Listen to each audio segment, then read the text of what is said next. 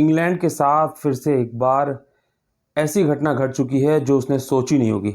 जिस क्रिकेट की शुरुआत या कहते हैं कि मूल बीज जो डाला था वो इंग्लैंड ने डाला था। इंग्लैंड ने ही क्रिकेट की शुरुआत की थी और आज इंग्लैंड फिर से अफ़गानिस्तान के हाथों जब चैंपियंस ट्रॉफी में हारा ना, तो इसीलिए कहते हैं कि समय बलवान होता है और समय सबका आता है।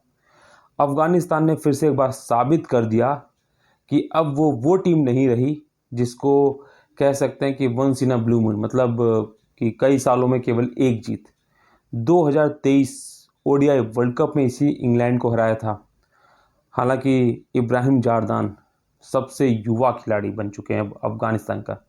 अगर आपसे कोई पूछता है कि बताइए भाई साहब कि चैंपियंस ट्रॉफी जैसे बड़े आईसीसी टूर्नामेंट में या आईसीसी इवेंट्स में सबसे अधिक स्कोर करने वाला कौन खिलाड़ी है, तो आप किसका नाम लेते? आप कहते हैं इंडिया से विराट हो सकते हैं, रोहित हो सकते हैं, पाकिस्तान से बाबर रिजवान हो सकते हैं, इंग्लैंड से जो रूट जॉस बटलर हो सकते हैं, या पुराने खिलाड़ियों के नाम लीजिए, कॉलिन वुड, कोई भी लीजिए, या आप कहते हैं ऑस्ट्रेलिया से ये, मतलब कोई बहुत नाम है, मतलब यहाँ तक कि इंडिया से सचिन वचिन, इन सब का नाम।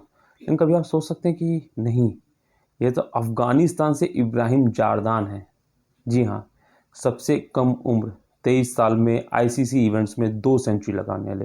हालांकि एक सेंचुरी जब उन्होंने लगाई थी ना ओडीआई वर्ल्ड कप में, वो लगाई थी ऑस्ट्रेलिया के खिलाफ, और वो मैच लगभग जीत चुका था अफगानिस्तान। लेकिन उस दिन मिरेकल हमने देखा था जब चोट से जूझते हुए ग्लेन मैक्सवेल ने 200 रनों की वो आतिशी पारी खेली और अफगानिस्तान से जीता हुआ मैच छीन के ऑस्ट्रेलिया को जिता दिया। और वहाँ पे इब्राहिम जारदान ने शतक तो मारा था, लेकिन player of the match 200 run बनाने की वजह से मैक्सवेल को, और वो ज़बरदस्त पारी खेलने की वजह से मैक्सवेल को मिला था। तो उस दिन तो हार के शतक लगा के भी हार गए थे, लेकिन आज इब्राहिम ने न केवल शतक लगाया बल्कि जो आखिरी कील ठोकी थी ना इंग्लैंड के बल्लेबाजी में, वो भी इब्राहिम ने ही कैच लेके जब आउट किया ना, मतलब लॉन्ग ऑन पे कैच लिया जब उन्होंने, उसी के बाद अफगानिस्तान टीम जीती। जब मैच की शुरुआत हुई, टॉस जीत कर पहले अफगानिस्तान ने बैटिंग की ना, हशमतुल्लाह ने भी नहीं सोचा होगा कि 37 पे उनकी 3 विकेट गिर चुके थे अफगानिस्तान के।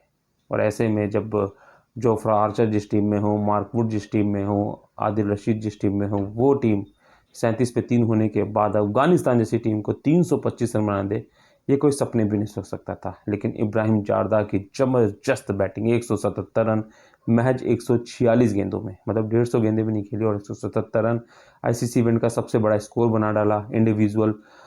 कपिल देव से भी अब यंग हो चुके हैं। कपिल देव ने 24 साल 25 साल पहले जिम्बाब्वे के खिलाफ वो पारी आपको याद होगी, 175 रन की जो वो खेली थी, उसके रिकॉर्ड को तोड़ा। 23 साल की उम्र में ही इब्राहिम जारदान ने आज वो काम कर दिखाया। उसके बाद अजमत की बात की जाए, उन्होंने बल्लेबाजी में ज़बरदस्त न केवल 41 रन बनाए, बल्कि गेंदबाजी की बात की जाए तो 5 विकेट झटके हैं, और इन 5 विकेटों में आप समझ लीजिए, नाम अगर लूँगा ना तो जोश बटलर, जो रूट जैसे दिग्गज बल्लेबाजों के नाम हैं। अब इब्राहिम जारदान, अजमत और लास्ट में जो हम ये कह सकते हैं पुछल्ले जो बल्लेबाज थे, उनके चलते 325 तक पहुंचा। 325 का जब टारगेट चेस करने इंग्लैंड उतरी, तो इसी पिच पे, क्योंकि इंग्लैंड ने ही जो 351 रन का टारगेट दिया था ऑस्ट्रेलिया को, ऑस्ट्रेलिया ने उस टारगेट को आसानी से चेस कर लिया था। तो ऐसा लग रहा था कि इंग्लैंड आज भी चेस कर लेगी, लेकिन ये पता था कि जो गेंदबाजी है, जिसमें आदिल रशीद हैं, अजमतुल्ला हैं, उमर रजाई हैं, उसके बाद मोहम्मद नबी हैं, काफ़ी कुछ होने वाला है। इतना आसान नहीं हो इंग्लैंड के लिए, और हुआ भी ऐसा। जल्द ही 2 विकेट खो दिए, फिल सॉल्ट का विकेट जल्दी इंग्लैंड ने खो दिया। उसके बाद हम ये कह सकते हैं कि जिस तरीके से बेन डकेट आउट हुए, उसके बाद फिर लेकिन जो रूट और जॉस बटलर की जो जोड़ी थी वो अच्छी चल रही थी काफ़ी।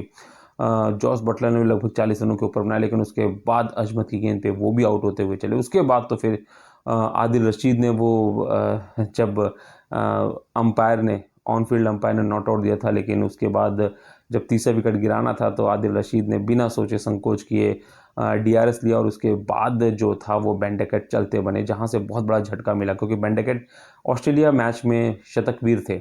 ऐसे में जब लगभग 99 पे 3 गिर गए थे उसके बाद, लेकिन जब जो रूट और जॉस बटलर खेलने लगे तो इंग्लैंड संभलते हुए दिखी। और सबसे बड़ी बात, जो रूट ने 120 रन बनाए, मतलब आप समझ सकते हैं कि शतकवीर बने और 120 रन बनाए, और वहां तक लगभग इंग्लैंड को लगभग वो जिता ले गए थे। लेकिन कहते हैं ना कि अफगानिस्तान अंतिम पलों तक मैच को नहीं छोड़ती, हुआ भी यही। उसका जो रूट आउट हुए, जोफ्रा आर्चर आए और ओबर्टन, जो कि नए हम कह सकते हैं कि गेंदबाज भी और बल्लेबाज भी हैं, वो अच्छा खेले। तो जोफ्रा आर्चर ने आते ही 5 गेंदों पे 12 बना दिए, लेकिन उसके बाद लगातार फिर अफगानिस्तान ने विकेट लिया और 8 रनों से शानदार, मतलब 325 रन जो बनाने थे वो बना दिए। 8 रनों से शानदार जीत दर्ज की। हालांकि मैच जो था वो अंतिम कह सकते हैं गेंद तक चला, क्योंकि 3 गेंदों पे लगभग 10 रन चाहिए था, लेकिन आदिल रशीद भी शॉट पाने के चक्कर में आउट हो गए। 8 रनों से न केवल अफगानिस्तान ने इंग्लैंड को हराया, बल्कि अपने ऊपर से once in a blue moon का जो चमत्कारी जीते इसका टैग भी हटा दिया, क्योंकि 2023 के वर्ल्ड कप में हटाया। और यहाँ पे ये कह सकते हैं कि अफगानिस्तान का ग्राफ बहुत ऊपर जा रहा है। और सबसे अच्छी बात ये लग रही कि अब टीमें लग रही कि चैंपियंस ट्रॉफी की तरह हो रही है आज के मैच के बाद। क्या कहेंगे अफगानिस्तान की इस जीत पे? कमेंट बॉक्स में जरूर बताइए।